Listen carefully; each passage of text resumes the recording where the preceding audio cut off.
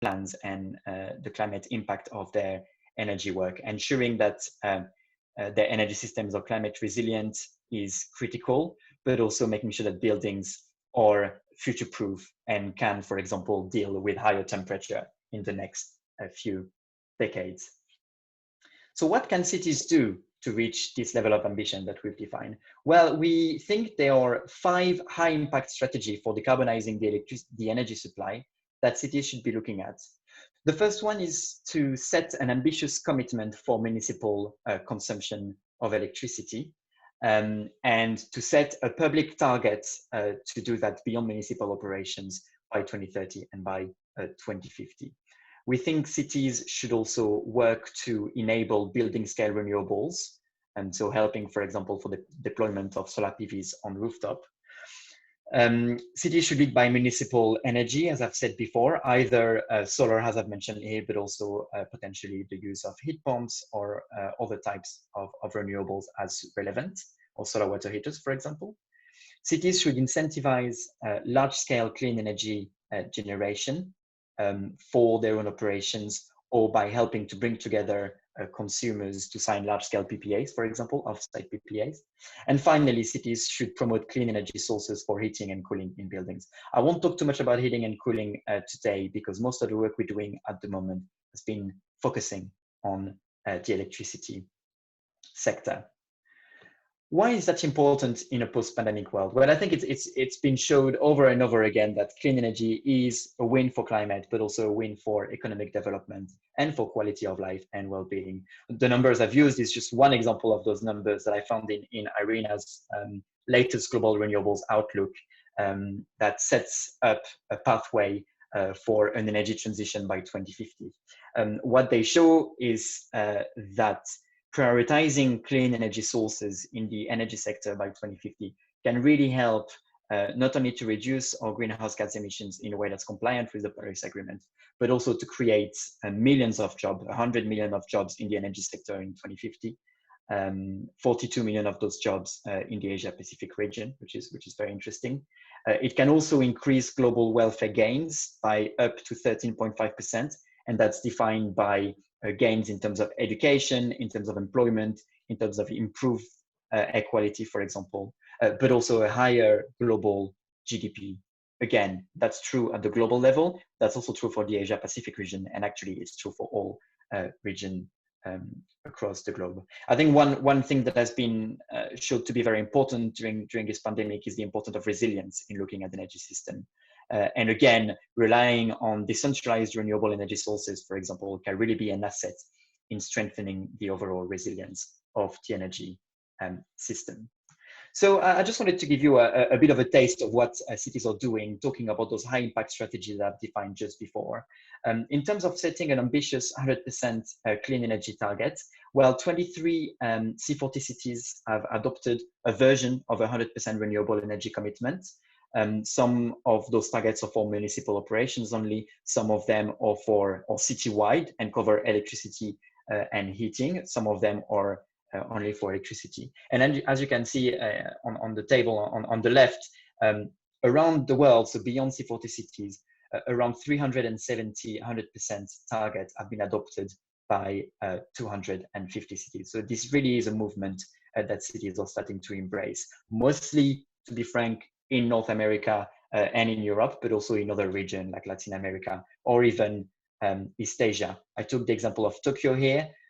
Tokyo published a zero emission strategy a few months back. They have a 100% decarbonized energy target by 2050.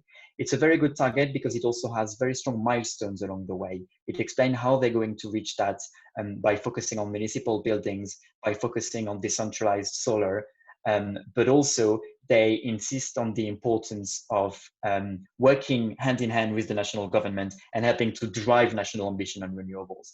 Finally, an interesting part of their strategy is a focus on innovative approaches such as hydrogen, for example. Again, it shows how cities can help to drive innovation by making those bold commitments. The second example I wanted to talk through is Quezon City, that is leading for their municipal buildings through on-site solar PV.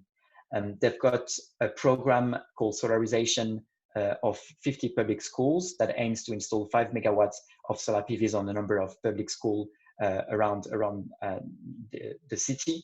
This project is supported by C40 and our finance facility. And what it shows is that there are challenges relating to lack of technical capacity, to lack of fund for project preparation, and lack of help for legal and institutional support. But the business case is there. And with C40 support, the city is aiming to first work on this pilot and then move to potentially more municipal buildings across the city. Another example of leading by example for municipal operations is Melbourne, that has set up a renewable energy project. That's what it's called, a few years back. And basically what they're trying to do there is drive change through their municipal procurement strategy. They have signed up a PPA with an 80 megawatt wind farm that you can see in the picture that enables them to cover 100% of their municipal operations electricity demand with this project. What's particularly interesting in this project is that they've worked with other stakeholders to bring them on board. Universities, for example, but also private businesses have joined them in signing this contract, helping to build a bigger wind farm, but also helping to show to businesses, universities, and other stakeholders that actually it can make sense. Well, it does make sense to source renewables. There are cost savings to be had. There are jobs to be created. 148 jobs in this particular example. And the project is now being replicated. The fourth and last example I wanted to talk about is Seoul. They've got a program called Solar City Seoul, where they incentivize building scale renewables and specifically solar PVs. And what's very interesting there is that they make a direct link with avoiding the construction of a new coal or nuclear plant through the deployment of small scale solar PV across the city. They've got an ambitious target of 1 gigawatt by 2022, installed on 1 million households. And they've got a number of measures to support that. I've listed some of them here, but just to give you a taste, a local feed-in tariffs, low interest loans, etc., etc. They estimate that $1.4 billion will be invested in this project, creating over 4,500 jobs. So just to conclude, I think the time is right now for cities to prioritize renewables in their energy strategy. The COVID-19 crisis has demonstrated the feasibility of a renewables-based grid, and I've put the example of Italy on the right, but we can see that because of reduction in electricity consumption, grids have actually integrated higher level of renewables, and they've worked very well, they've operated very well, which kind of shows the feasibility of switching to more variable sources of electricity. We've also seen that behavioral changes are actually possible. It does make sense then to put renewables at the heart of cities' recovery strategies, and it can really help to accelerate the energy transition, but also to create local jobs, to decrease emissions, and to improve quality of lives. And that's all I wanted to talk about today. Michael, over to you.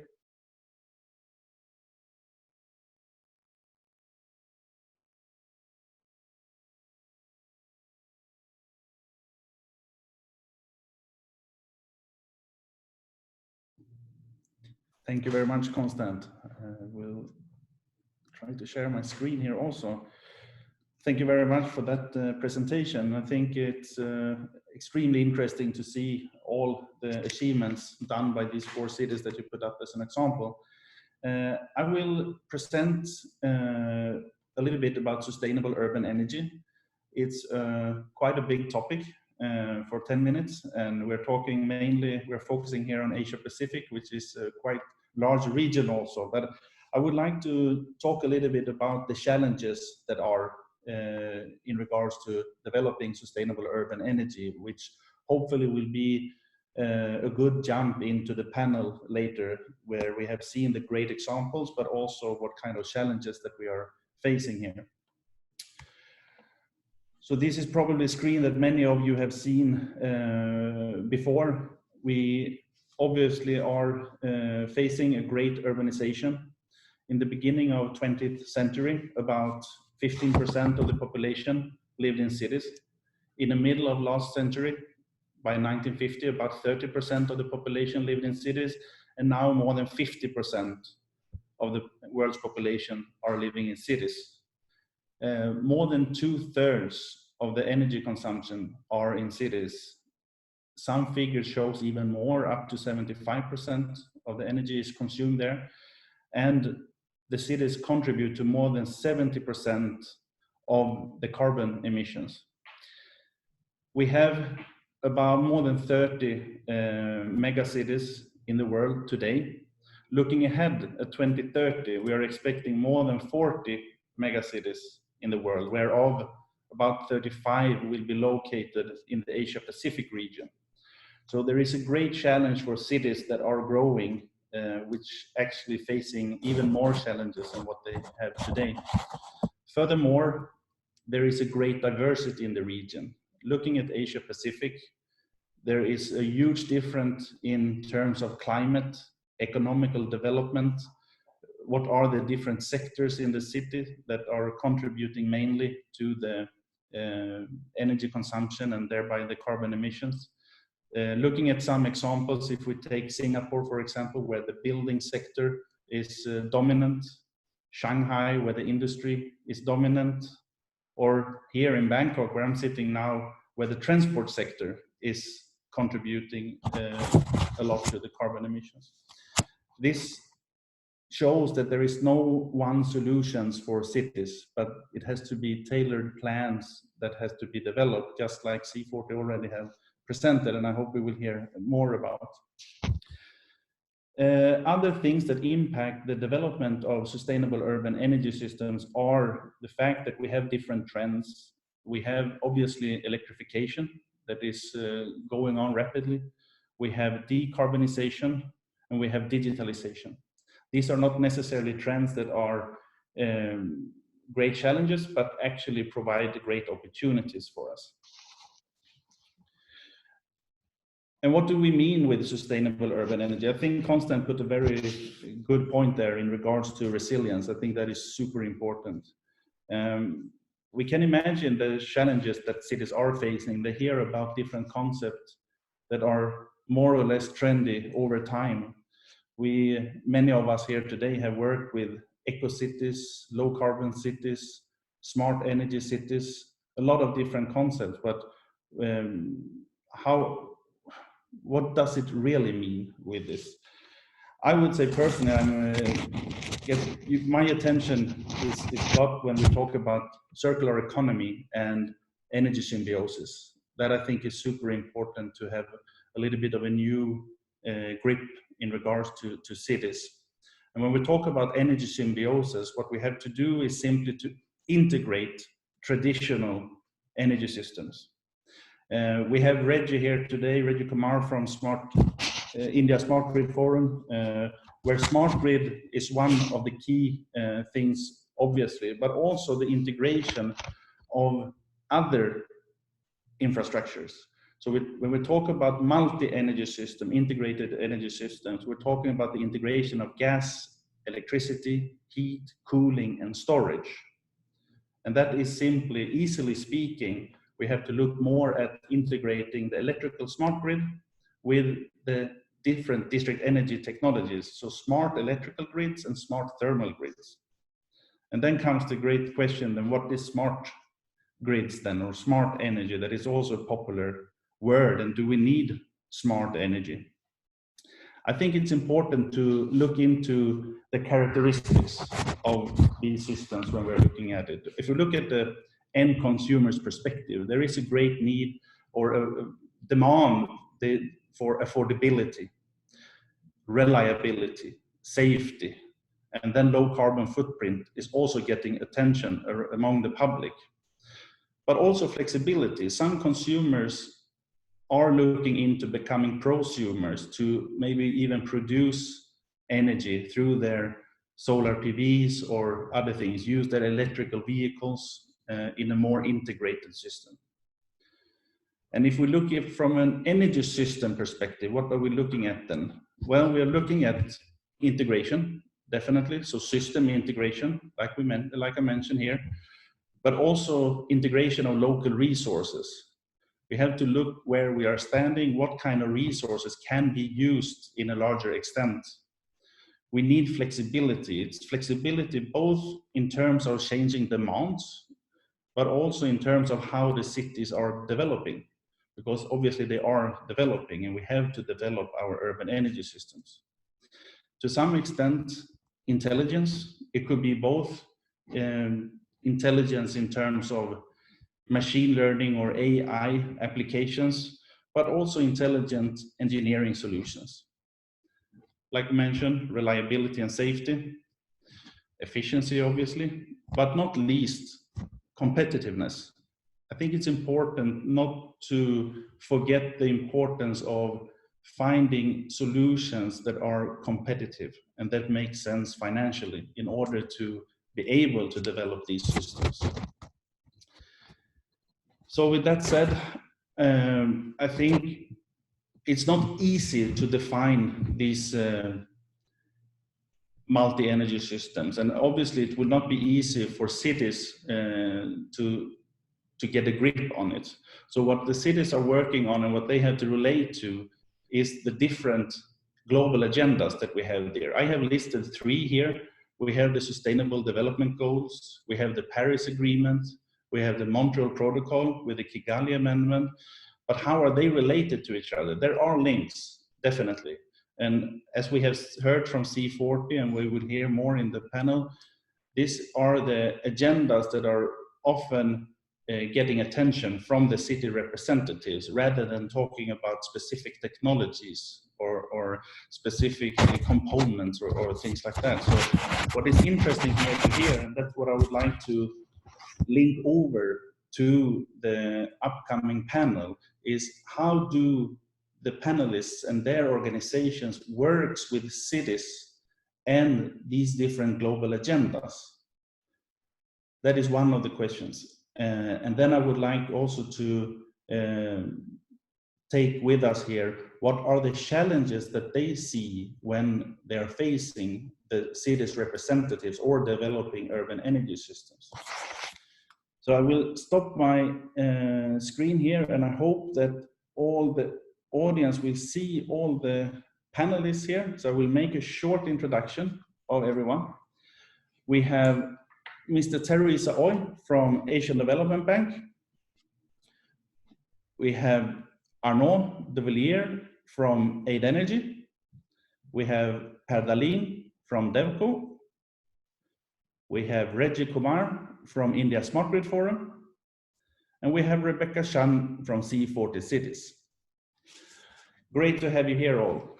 So I will repeat the questions that I would like to just hear from you at the first round. So how do you work in regards to the global agendas? And what challenges do you see or hear or meet from the cities when you're developing projects? I think we'll start in the order of Teresa Oy. Okay, thank you, Mike.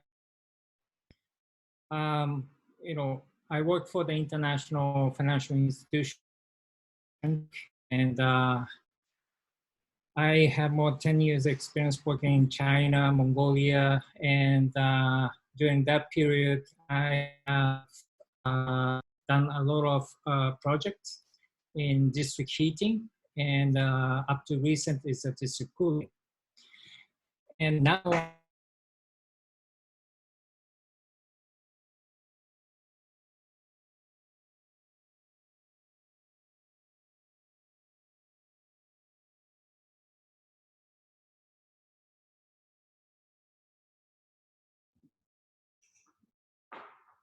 think we lost Teru there. We give it another few seconds and see if it comes back.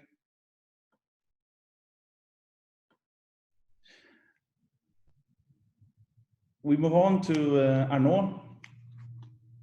still the energy planning in South Asia is dominated by the central government. I think strategy from a municipal government in terms of how to deal with the energy is blank, or there is not much policy coming out from a municipal government. So the region that I work right now, South Asia, I think that the municipality has to be advocated or educated more that energy matters for the cities, and that is also needs to be part of their assets.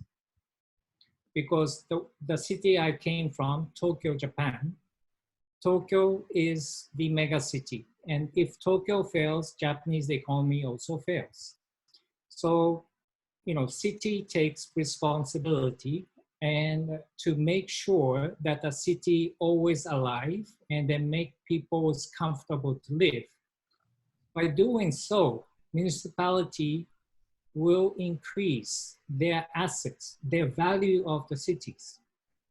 So I think that this is very important because even the mega cities exist in the many cities in all over the world, but if the city is not comfortable to live, I think global people or businessmen or local residents do not like to live in that city. So I think, you know, from that point of view, I think the region that I work for right now, South Asia, I think city has to think about the energy is their asset and something that they have to control. Thank you. We lost you a little bit there in the beginning, Jeroen, but I got that you see that the cities are taking a great responsibility to achieve these goals, and that there are lack of policies. That is what we got there. Please, if it was something else you would like to persuade in the first minute of your speech, please repeat. It's fine. Okay, then we go on to Arnaud de Villiers. I need to unmute my micro. So hello everyone, happy to be here. So I am Arnaud de Villiers, as introduced by Michael before. I am CEO of APUEA Energy in Shanghai, so working mainly for Shanghai and also some other part of the world. Before I was working in France, and so I have got 25 years around. I'm getting older in energy field. To answer your question about challenges for developing sustainable cities, the previous one, yes, for sure. When we can develop a mix of energy thanks to a solar or wind farm, it's the easiest way. But after, you have a big issue concerning all the users inside the city. And users are multiple. You don't have only one user. You have several owners. You have hospital. You have schools. You have a commercial building, residential area.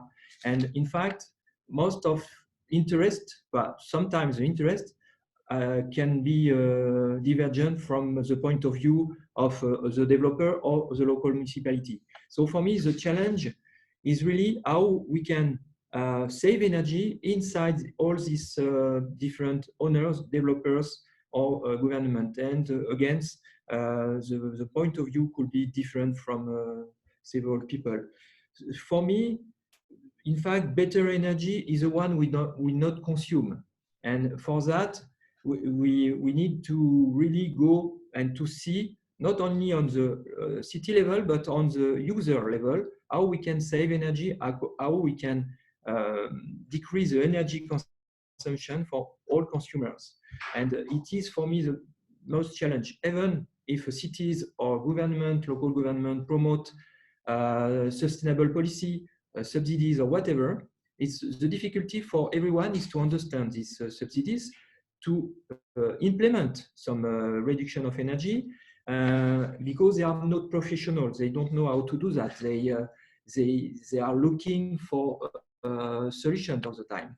And generally, so what we do in cities for doing that, we are going for new district, new area, because it's easier. You can implement local policy in the beginning. And is what is doing by urban planning and also local institute. We promote a smart city, a sustainable city for new district, new area. Okay, we built it, and after the issue we have and the challenge we have when we go for construction or for operation, in fact, because of budget, because of lack of people, at the end, we don't really achieve the goal we expected in the beginning. So for me, it's really the challenge first, how we can deliver in saving energy for the owners, and after that, how we can also operate it inside the buildings and save energy all the time.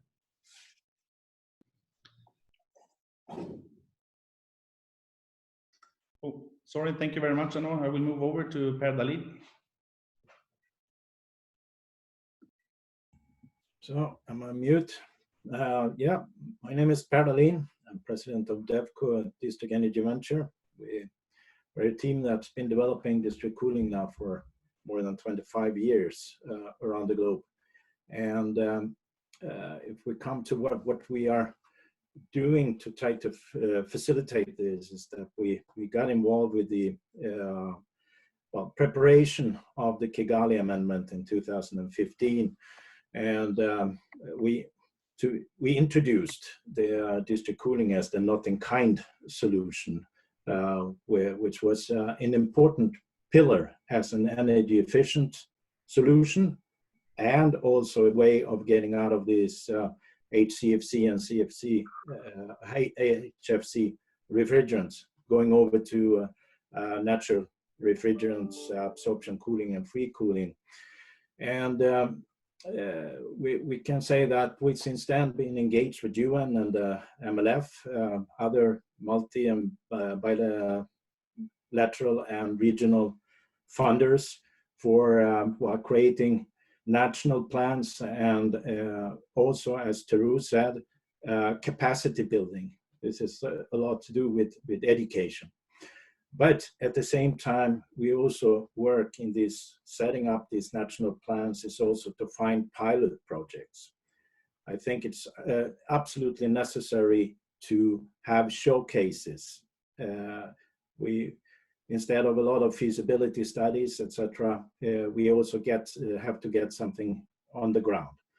And as it is now, these works with these institutions are in a very intensive phase, and we aim to have the first pilot in these programs up and running, or at least going to construction here within a couple of years.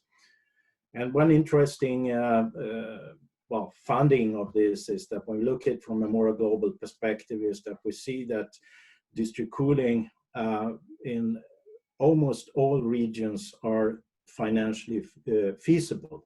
It's a good investment. By having a solution that is 4 or 5 times more efficient, it pays off. So it also has a market drive in it. But then, Michael, as you said, when it comes to the challenges,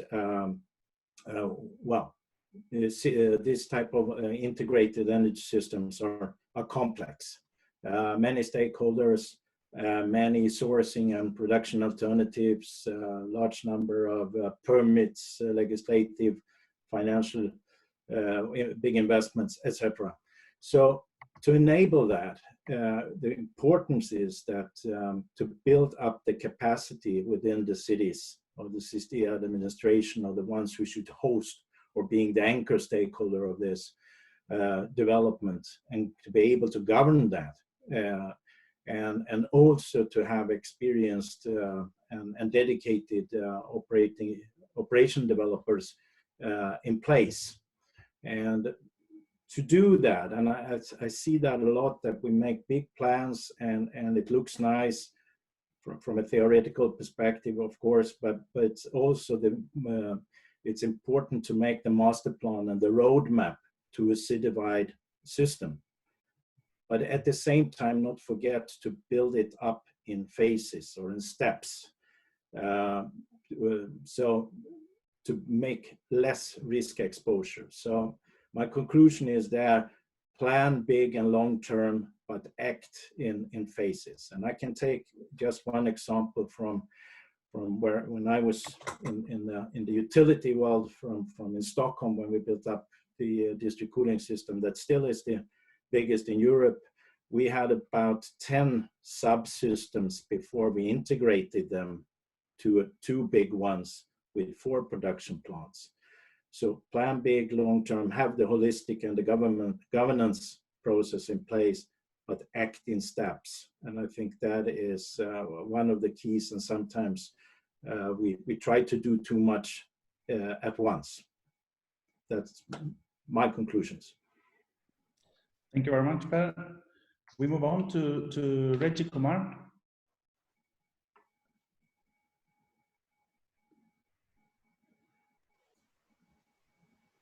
Good evening, good afternoon, good morning. Thank you, Michael and Peter, for inviting India Smart Grid Forum to this very important side event of ACEF. Delighted to be here with the eminent panelists here.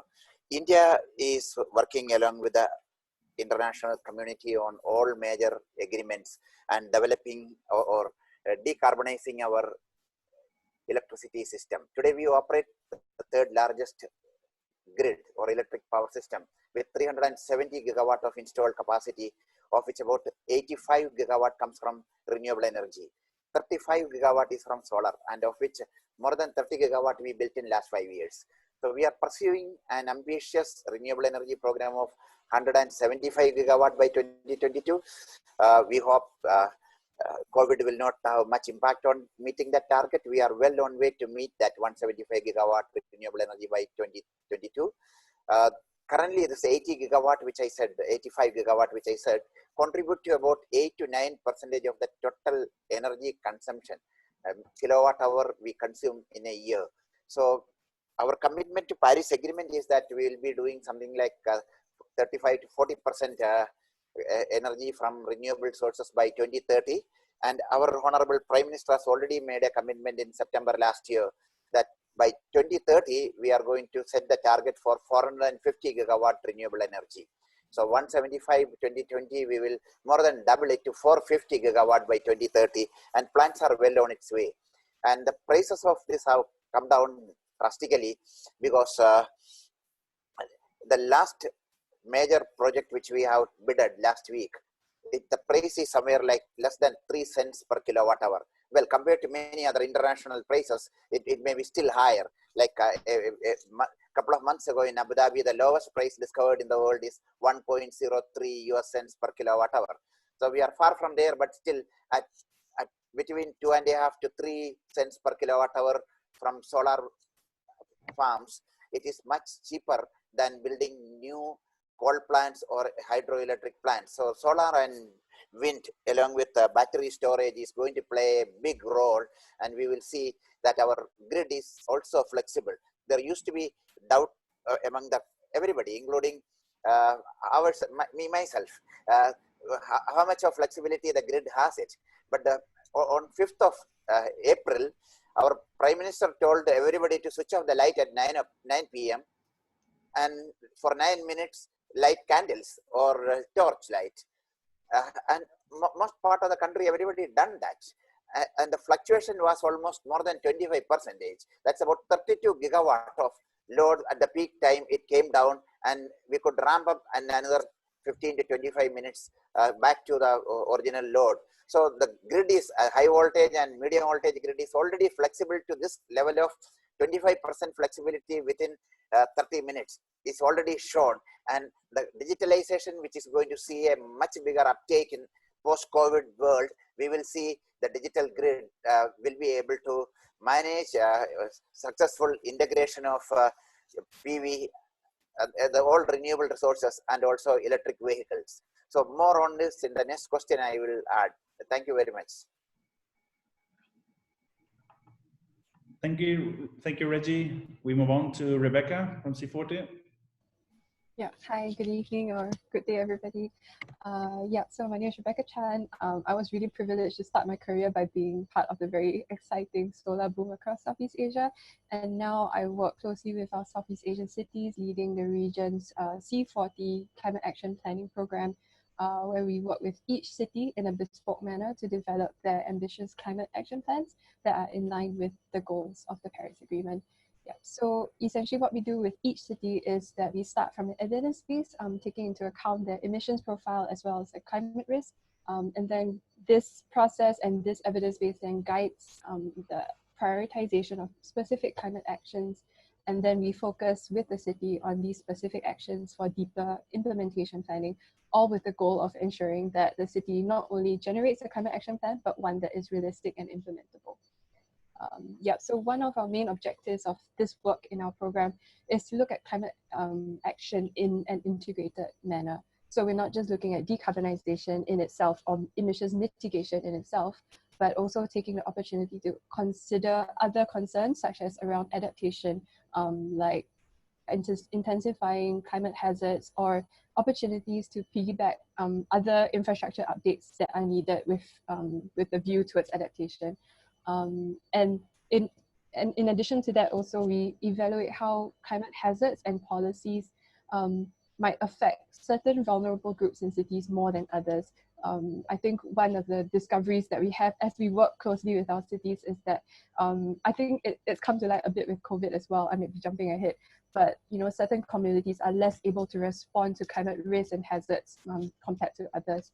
And so we try to find ways to ensure that climate action is developed inclusively and also promotes equity. So what we try to do is that when we put forward a policy or an action with the city, we also need to examine that it doesn't exacerbate existing spatial or socio-economic inequalities that already exist in the city. And so, I mean, we're not looking towards we're not looking at addressing the inequities directly head on, but at the same time, we try to look for avenues in which climate action can promote greater equity. Yeah, I think that's about it. Thank you very much.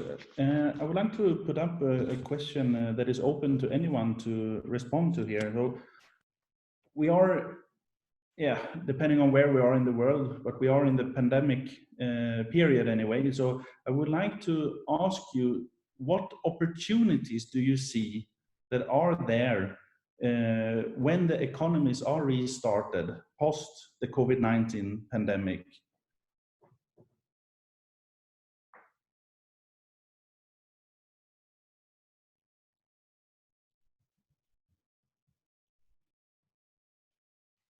Do we have anyone interested in answering? Would you please repeat the question? So we are in a stressed period at the moment with the pandemic, right? The economies are a bit stressed here, but what kind of opportunities do you see here after the COVID-19 pandemic in order to develop sustainable urban energy? What I see and hear and read in the last 3 months is that almost all countries are looking at a green revival plan in which renewable energy and electric mobility going to play a central role. I live in the most polluted city in the world, New Delhi. Our PM 2.5 level, 6 to 8 months a year, it used to be above 600. Till 2 years ago, we didn't even have a meter to record that, above 500. So, but with the lockdown happened within 2 weeks. Within 2 weeks of the lockdown, the pollution came down. So we all thought that maybe it will take 10 years for us to clean up the city, but it doesn't take that. It's reversible and it can be done in real time, in few weeks and months. So all new infrastructure which we are planning and building, all new systems which we are planning and building should be towards low carbon growth rate.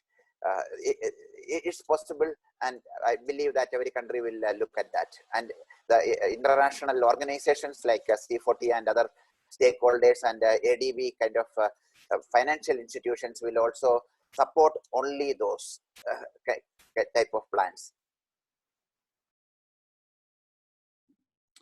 Do we have anyone from the C40 representatives who would like to chip in? Yeah, so COVID has put a lot of things in perspective. And so a lot of our cities, as we are discussing with them now, we're kind of wrapping up understanding the emission scenarios and the climate risk. And now, we're starting to add on the consideration for not just disaster risk response, but in other emergency response systems. And that kind of ties very closely to adaptation as well. And so as we head into this action prioritization stage, where we start to figure out which actions are more feasible than others, which actions have more interesting benefits outside of the original mitigation or adaptation benefits, then COVID has seemed to started to have a strong influence on the criteria that we use and to score actions and to rate them with the cities in our discussions as well. And I think a lot of it is coming from the consideration of, yes, disaster response, business resilience, as well as impacts to informal settlements and workers, and how we can build better resilience for a future situation like this. Anyone else of the panelists? Per, Arnaud, Teru? Okay, I'll say something on that. I think this pandemic brought the situation that must work from home, whomever possible to do it. So that will, for example, myself, I don't go to office to work. I stay at home. So my mobility, I mean, using a car, going to the office is last 3 months is 0. So that contributed to energy efficiency per se. And also reduce the air, I myself contributed to reduce air pollution reduction. The same thing that I experienced. So I think this, and now digitization is there, like what we do, this webinar. So I think a combination of this technology and then also people who has to go to the work, and then that's fine. But I think in overall, I think our lifestyle has been changed. And then I think urban energy consumption will also change drastically. So I'm not sure whether it's a good opportunity or not, but I think for the individual's quality of life, and we have to maintain the big buildings to hold many workers, I think that can be changed in the very near future. So that's my observation. I think I can react on that because it's interesting. It's what I wanted to say. Habits are changing. People are working more from home, and so change a little bit, not only the mobility, but also the usage of the building. And usage of the building, tomorrow you need more and more to understand what's happening, who is coming today working, who is not coming, and to adapt all the consumption inside the building to this new form of working environment. And for owners, it will become complex, but in the same time, it's a chance, because maybe you can also decrease the space needed in the city center, or you can have several other buildings, better offices, closer to people, because it's opening many new situations. And for that, more and more, you're right, we need to have digitalization, and the digitalization will help you to be more sustainable. It's what we also promote since a few years now, and it's becoming more and more important for the future. Yeah, maybe I could add as well. Infrastructure initiatives are, of course, a way of stimulating the economy, and this time I think we have a golden opportunity to do it as a part of the energy transition. And therefore, when I'm looking at my field with the district cooling, it will not be a lot of job creation in a very short term, but the plans can come in place, and in the midterm perspective, it can definitely be something that both stimulates new efficient infrastructure, job creation, and also offloading of the electricity grids. As I used to say, district cooling is an energy efficiency infrastructure. So I think that as it is now, we see what happens in New Delhi, for example, that it can swap over to something better. And I think that put the right plans in place now will be good also from a financial perspective in the midterm perspective. Thank you very much, everyone. I would like to address one question to Reggie there about your great development in regards to your electricity sector. How do you work in regards to integration of thermal grids and things like that? Well, good question. So past couple of years, we've been trying to bring some of the thermal power plants into variable. It used to operate earlier above 70% PLF, that used to be the minimum. So now our regulators allowed thermal plants to be operated at 55% PLF. And there are some technologies which particularly it comes from Germany. So they promote that plants in Germany and some other countries being operated at 29% PLF also. So flexible operation of thermal plant is something which we have experimented, and now many of the operators, they have developed confidence in doing that. That's one good thing which we have actually done for that 5th April 9 p.m. also for that 32 gigawatt. It was completely not everything digital, but controls were all digital and we could do that. So in addition to that, what is actually happening, then all new capacities being created. If you look at it globally also in 2019, more capacity was added globally in the renewable energy area. Same goes for India also, with solar panel prices coming down by 80% in 10 years and battery prices by 90%. India Smart Grid Forum, we prepared a energy storage roadmap for India. And out of the 175 gigawatt, which I said, 40 gigawatt is rooftop solar. That's one area where so far it has not taken off, and which we have been pushing hard, very from various corners to take off that. It's only 10% achievement as of now. Only 4 gigawatt we have done out of 40 gigawatt, which we have targeted till 2022. So the rooftop is connected to the low voltage grid. Electric vehicles are also going to be connected to the low voltage grid. And all the work which our big think tanks and other people have done, including international development agencies which supported India on renewable energy development, all work is happening at high voltage level.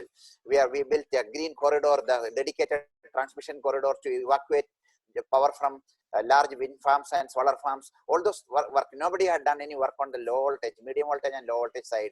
This particular work which we have done in 7 states, we did the load flow studies to see that how this 40 gigawatt can be integrated with low voltage and medium voltage grid, and we came out with some real numbers, how much gigawatt hour of battery capacity we require in the low voltage grid. And moving forward, we have an electric vehicle program, so that is also going to be connected to the same low voltage grid. Interestingly, today only in there was a very interesting article in Clean Technica which says that the marriage of PV and EV made in heaven. So this is something which we have been advocating for the last 2-3 years. So both this rooftop solar connected to the low voltage grid, electric vehicle also connected to the low voltage grid, both could support each other. When a cloud moves, all on a sudden the rooftop production comes down, the batteries in the electric vehicle could support the grid, vehicle to grid or vehicle to building technologies which are maturing. So this have been experimented in many places, and the battery technology is also maturing. Now Tesla and CATL recently announced a 1,000,000-mile battery, 1.6 million kilometer guarantee for the battery life. Just imagine, no car is going to run for that much 1.6 kilometer. So the still live, I mean, batteries which are capable of many other applications will come out of the abandoned cars. 10-year-old, 15-year-old cars will come. So those are all going to get into the grid actually. So this, we are going to see very interesting combination of this PV plus EV marriage supported by the batteries. Thank you very much for the insights, Reggie. I have a question again to C40 here as a city representative in the panel. So obviously when we develop sustainable urban energy, there are cross-sectoral engagement required. There is a high degree of energy planning required. What is it that you see in the cities that you work with? How mature or advanced is it in that aspect in order to achieve these sustainable and integrated urban energy?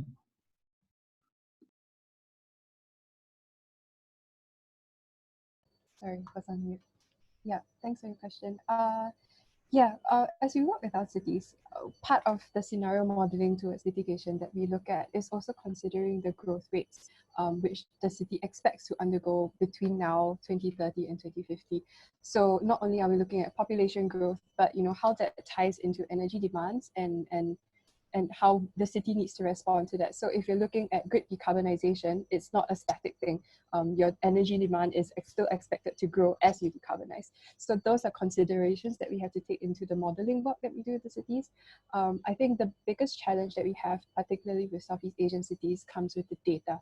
I think it's no surprise to everyone here that our cities don't have that many powers on the national level with regards to managing power generation and the grid transmission end of things.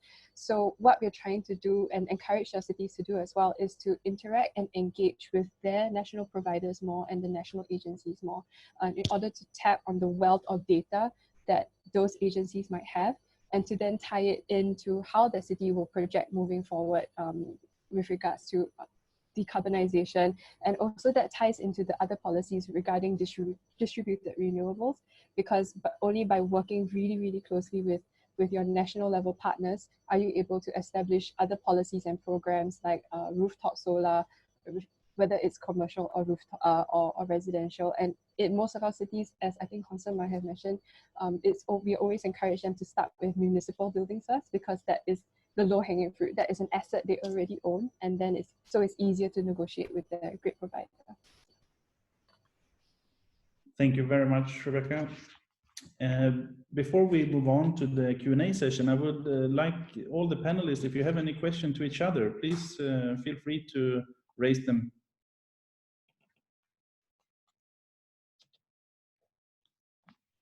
Otherwise, we move on to the Q&A session, and we have a number of questions already. So we will try to take them in order.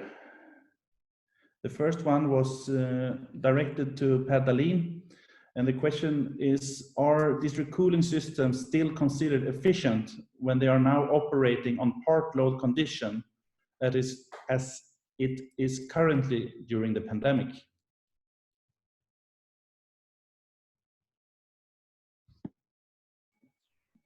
Yeah, so I think well, it depends on the system architecture, of course, but as it is well, from a production way, many of the district cooling systems some are built up on only chiller perspective, and then I think that is the question about part load. But in many places with a mixed production, you even get more efficient, because you don't need, well, the peak production that sometimes is a little bit less efficient as base load. So I can definitely say it's considered, but district cooling can be many set up in the production's perspective. But I would say yes on that one, and since it's a multi-functional production, you can always optimize even if you go on pure chillers to a very good efficiency. Yes. Thank you, Per.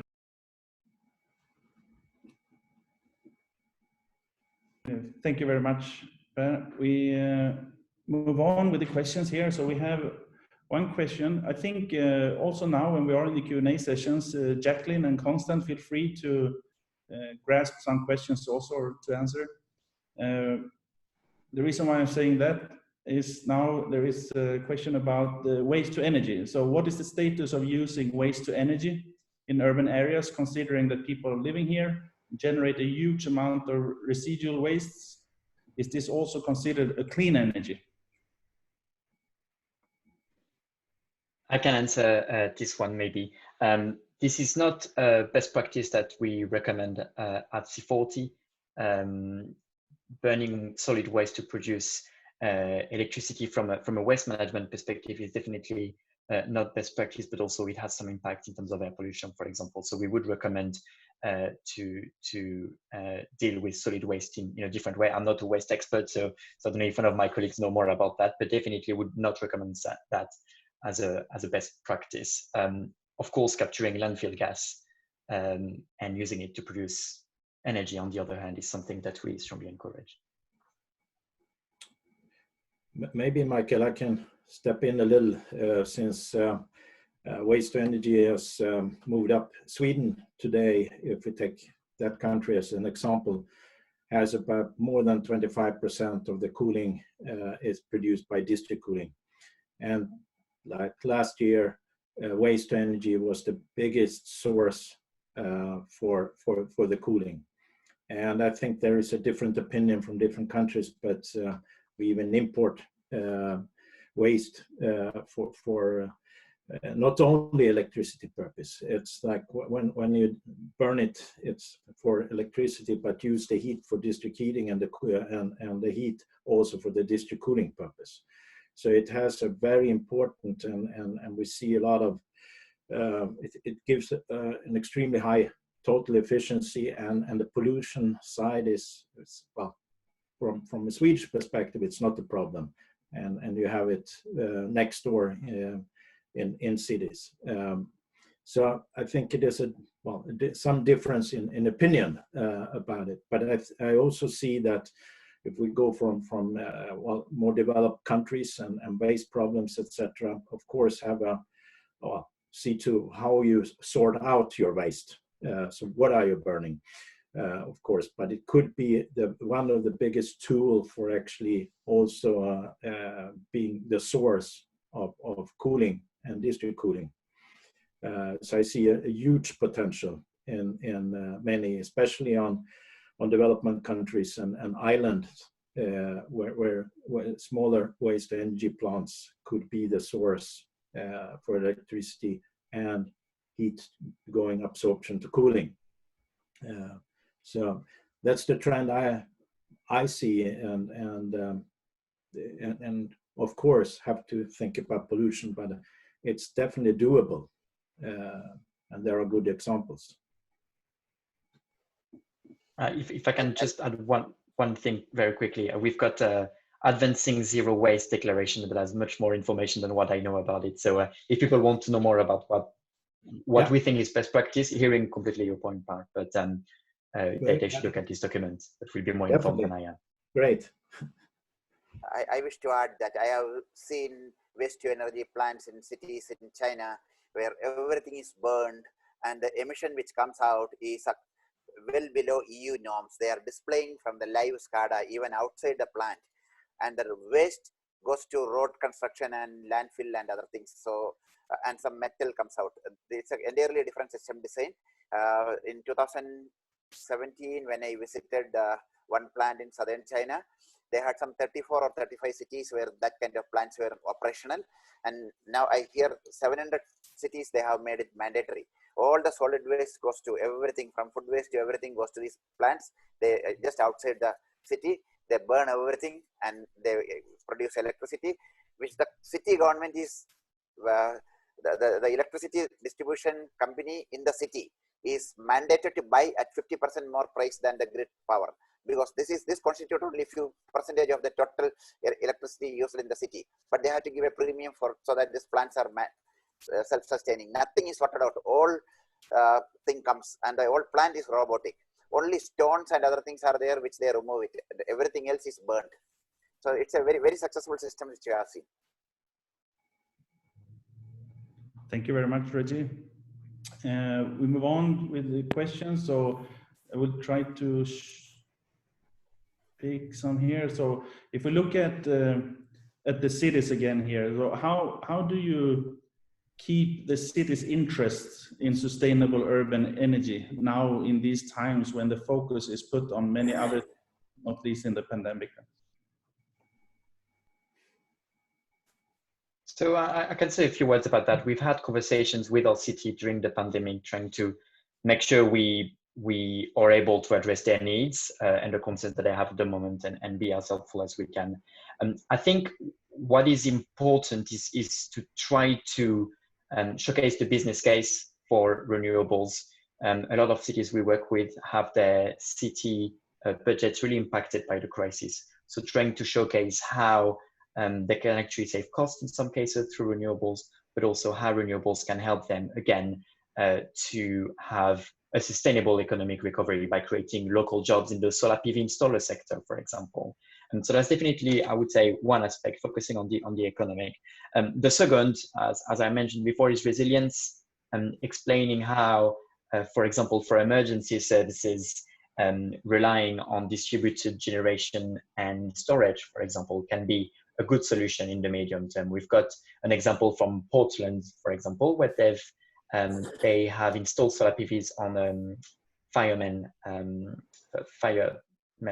station with storage to make sure that their services can respond in the emergency at all times. So trying to explain again how that can help cities dealing with disasters is another way to keep them engaged, and they really see the value of that.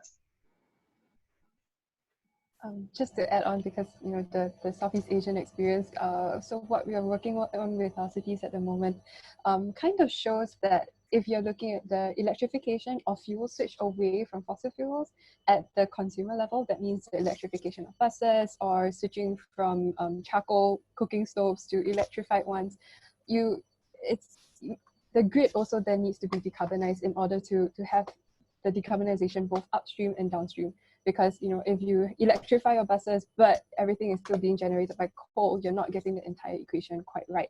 And so there are immense opportunities behind that.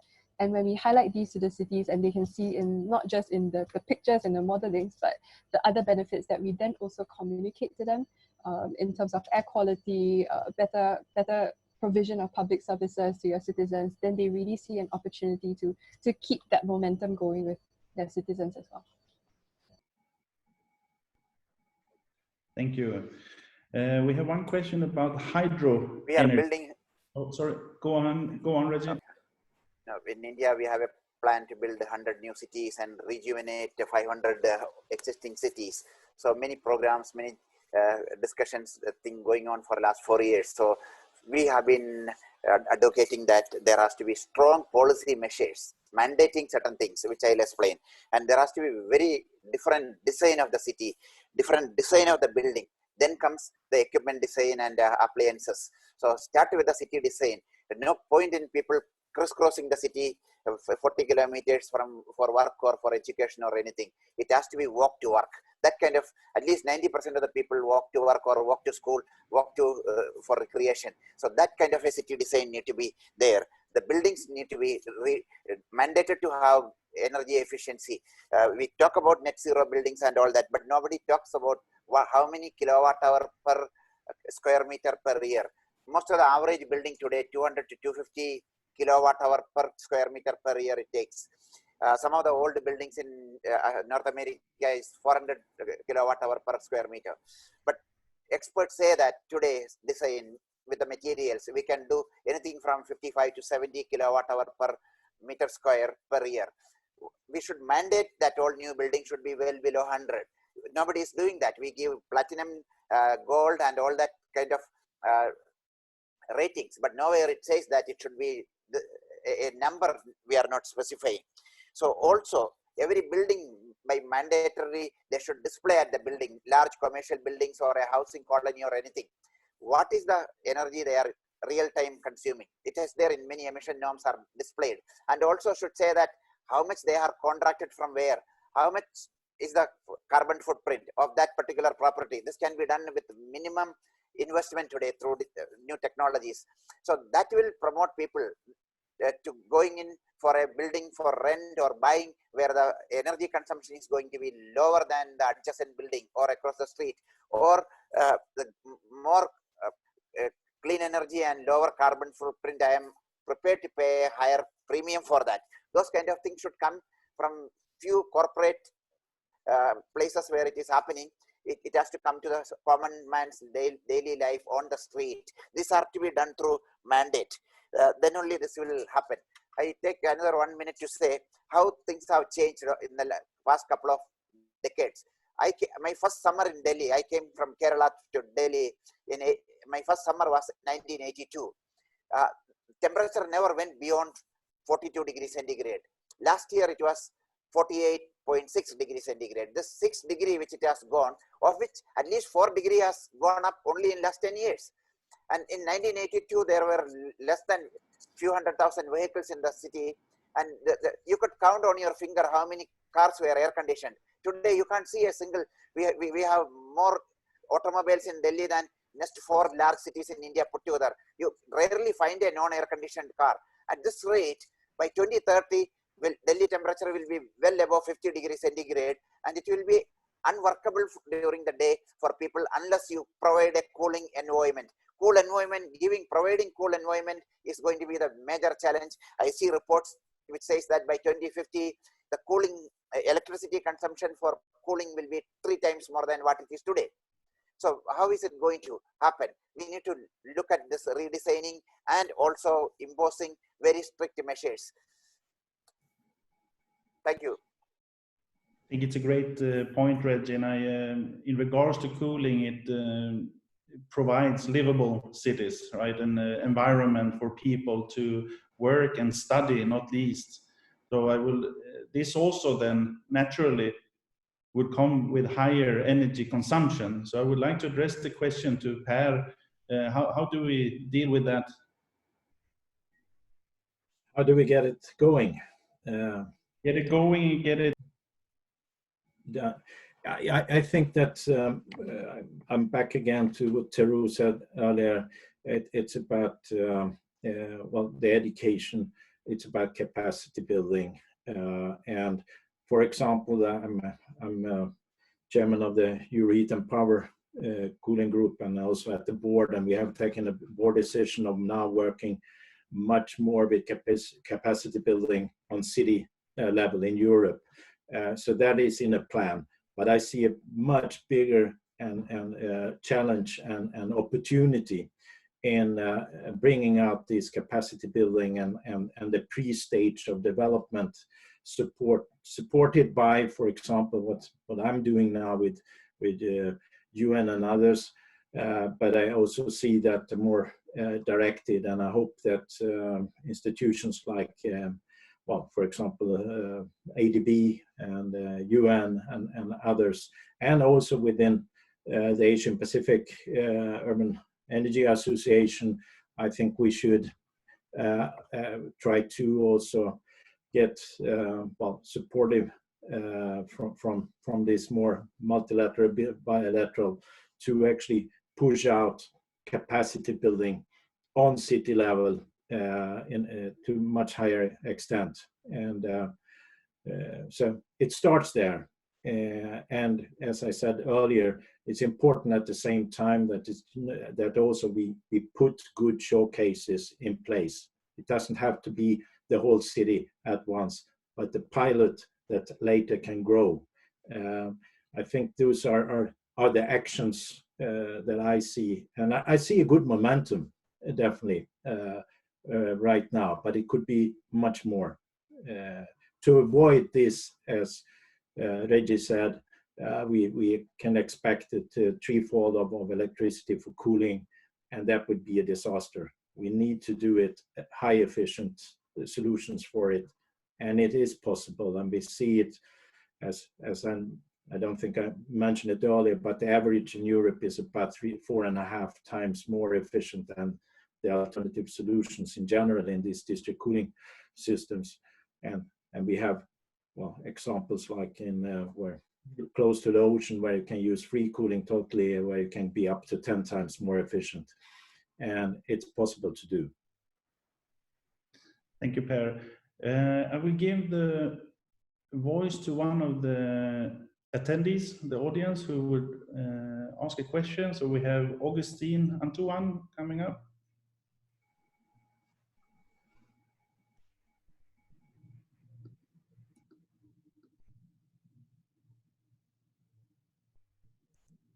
Augustine, you need to unmute. Oh, can you hear me now? Perfect. Yeah. Well, my question is going back to the office buildings. I mean, there's a lot of talk about not going back to the old ways, and to make sure that when we return in a post-COVID new normal, that things will be better. but how do you convince the construction bosses and the building owners whose practical livelihood is to occupy these buildings and to fill up the spaces? I mean, there's a good number of people who are now very happy about staying at home, and they realize that it didn't affect productivity and it's possible to maintain the system in a post-COVID new normal. But you need the buy-in of these people. So that's a major mindset change that I see. I mean, I understand the benefits about district cooling and energy efficient buildings, and there's a lot of there are a lot of success stories in Singapore. But my question, sincerely, is I foresee buildings are going to be less than fully occupied in the new normal. Your thoughts on that? Thank you. Please go ahead. Maybe I'll take this question. Thank you very much, Augustine, for this question. And it's a question that shows, the opportunity that cities have to exhibit their foresight in land use planning.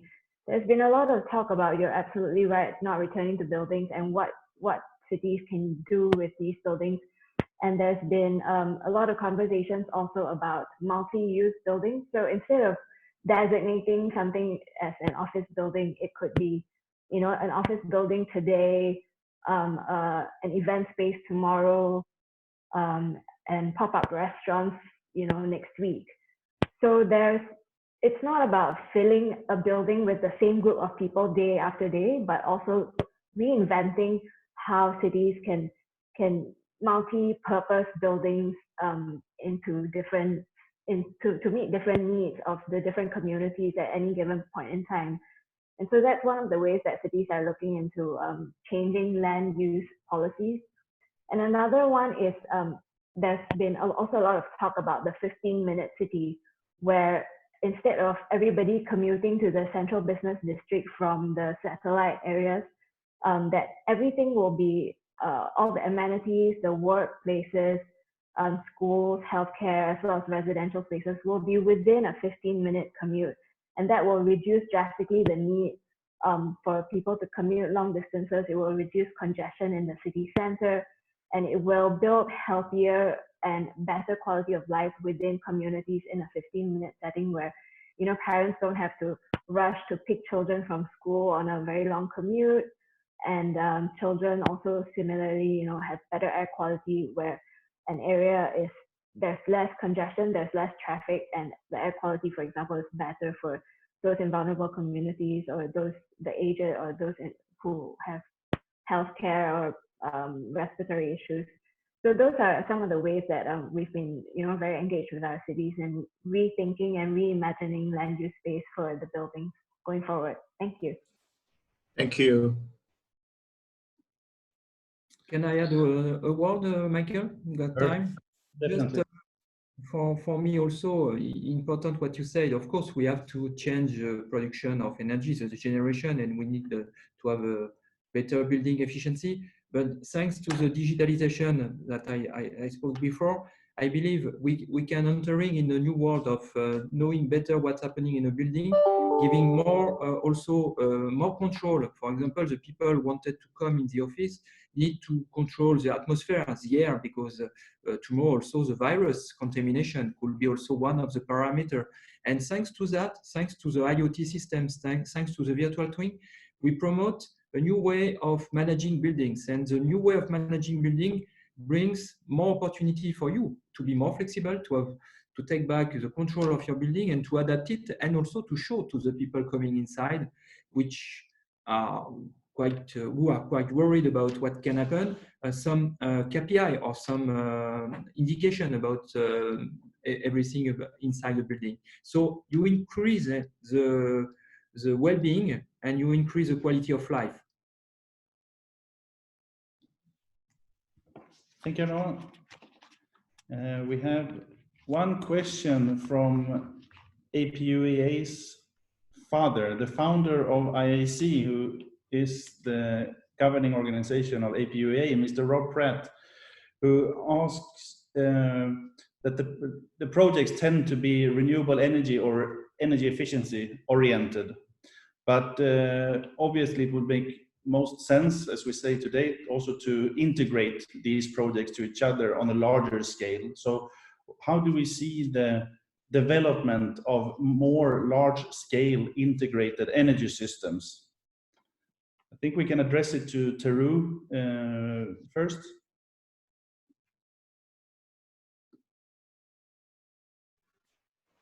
Well, I guess at the project level, there's not much that type of project. Even the ADB project, we focusing only transmission, distribution, or power generation, only renewables, like only wind or only solar, something like that. So at the project level, it's very difficult to have an integrated energy project. But I would say that in China, when we took up in Qingdao City for district heating, and also I think that project is could be the one of the example that the project itself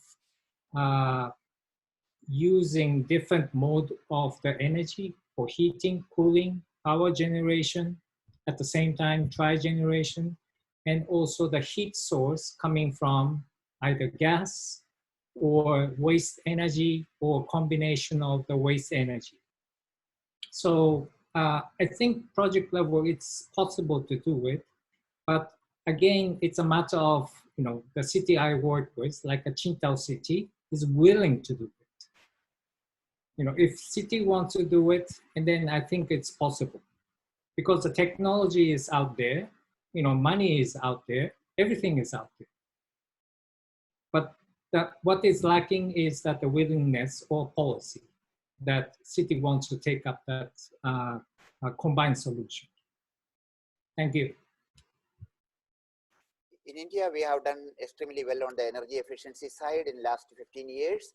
About 28,000 megawatt we have reduced load on the grid through energy efficiency, one world's largest LED program. So billions of LED bulbs distributed. It was a central government program reaching entire country, including street light. Half of the street lights we have changed from sodium vapor lamps to LED. So that's a major achievement. And parallelly, we did equipment appliances labeling. So 5-star, 4-star, 3-star rated appliances. So and the efficiency level constantly increased. So overall, I mean, this was a parallel program which has happened along with renewable energy development and other power system development, the rural electrification. All this was going hand in hand. So this particular program, there was a dedicated company formed by Government of India called Energy Efficiency Services Limited. They have done a wonderful job on this LED program and appliance. We also have a Bureau of Energy Efficiency which set all the standards. So there are many things for our neighboring countries to learn and adapt. We had our own share of success and failures, so they could learn from here what went right, what went wrong, and how to take it forward for energy efficiency. I would say we have been talking about the microgrids. So now ISGF, we've been advocating grid interactive buildings. The buildings with solar panels on the top or on the campus, as well as electric vehicles connected to that. Both will act such a way that the whole building can interact with the grid. When the price on the grid is less, you buy and store it. When the price on the grid is high, you could even sell it back to the grid. That's a kind of a market framework which we are bringing in. On the 1st of June, we started real-time market, hour-ahead market we started for the power. And moving forward, all this, the smart appliances, I firmly believe we have been talking about it, these are all going to be grid interactive. The new technologies will facilitate your refrigerator or your air conditioner or your water pump to buy electricity from the cheapest resource on the grid and run its function at a time which is suitable to you as well as it is most economical. So these are all going to be smart contracts executed on blockchain. So IoT, Internet of Things, is moving to blockchain of things. So we have, tomorrow we have ISGF will be hosting a deep down workshop at ACEF on blockchain for utilities. So things are changing fast, and COVID is only going to push this digitalization much faster than what it would have otherwise BAU scenario happened. What would have happened in 2050 perhaps will happen in 2030 with COVID. Thank you. Thank you very much, Reggie, for that. We are running out of time here, so I would apologize for all the questions that we did not have time to bring up on the table. I would like to thank all the participants, and also I would like to thank C40 to participate, and I would like to hand back the word to Jacqueline for some final words. Thank you very much, Michael. And without further ado, I just wanted to say a big thank you to the audience, especially for staying with us for an hour and a half and for all the very engaging questions that you've sent. On some of the references and resources, I've put in the web links in the chat box, so hopefully some of you are able to access it. If not, just as always, feel free, the C40 team as well as the Asia Pacific Urban and Energy Association team are always contactable on email. If you have any other questions, then we'd be happy to take them via email as well. So once again, thank you all very much for your participation, and hope to stay in touch. Thank you. Thank you very much, and goodbye.